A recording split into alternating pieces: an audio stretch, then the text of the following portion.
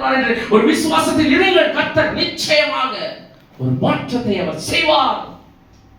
செய்ய வல்லமை உள்ள தேவன் நம்முடைய தேவனாக இருக்கிறார். ஒரு புதிய பலன் தந்து நம்மை நடத்துவார்.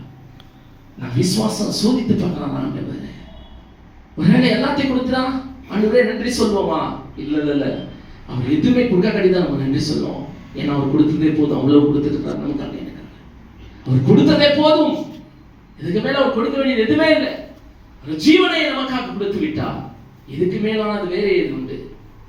ஆண்டவர் இந்த நாள் சொல்லுகிறார், முதலாவது நீங்கள் காத்திருக்கும் போது ஆண்டவர் சொல்லுகிறார் உங்களுடைய விசுவாசமானது கட்டப்படும். வாசிக்கலாம். சங்கீதம் 27:14 பாருங்கள். சங்கீதம் 27:14.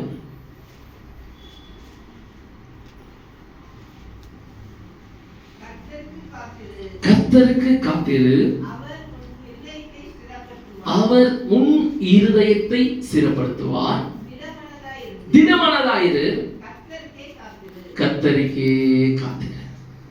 யாருக்கு காத்திருக்க வேண்டுமா? கர்த்தருக்கே காத்திரு.